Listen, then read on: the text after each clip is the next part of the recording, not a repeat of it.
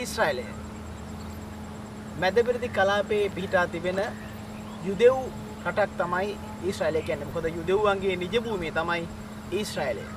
මේ ඊශ්‍රායලය එක පැත්තකින් ලෙබනනය, එක පැත්තකින් පලස්තීනය සහ ඊජිප්තුව වගේ රටවල් වල මායිම තමයි පිහිටලා තියෙන්නේ. ඊශ්‍රායලයේ අගනගරය ටෙල් අවිව් නුවර නැත්නම් සමහර අය ජෙරුසලම කියලා හඳුන්වනවා. හැබැයි නීත්‍ය අනුකූලව නිල වශයෙන් පිළිගත් අගනගරය තමයි ටෙල් අවිව්.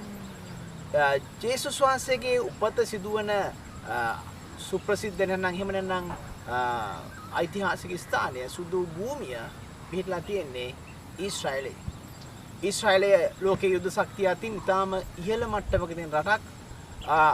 අපි මේ දවස්වල අත්විඳිනවා ඉරානයත් එක්ක පවතින අර්බුදය, ඒ වගේම ලෙබනයත් එක්ක පවතින අර්බුදය ඇතුලේ මේගොල්ලෝ තමාගේ යුද ශක්තිය ලෝකෙට ප්‍රදර්ශනය කරමින් ඉන්නවා.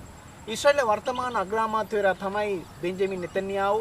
ඇමරිකාවේ නිරන්තර රැකවරණය ලැබෙන ඇමරිකාවත් එක්ක සුහදව කටයුතු කරන රාජධානියක් මේ මැදපෙරදි කලාපයේ පිහිටි ඊශ්‍රායලය. විශේෂයෙන් ශ්‍රී ලාංකික අපිටත් වැදගත්. මොකද අපේ ශ්‍රමිකයන් විශාල පිරිසක් ඊශ්‍රායලයේ සේවය කරනවා. කෙසේ නමුත් යුදෙව්වන්ගේ නිජ භූමිය මැදපෙරදි කලාපයේ ඊශ්‍රායලය ලෝකේ තවත් සුවිශේෂී රටක්.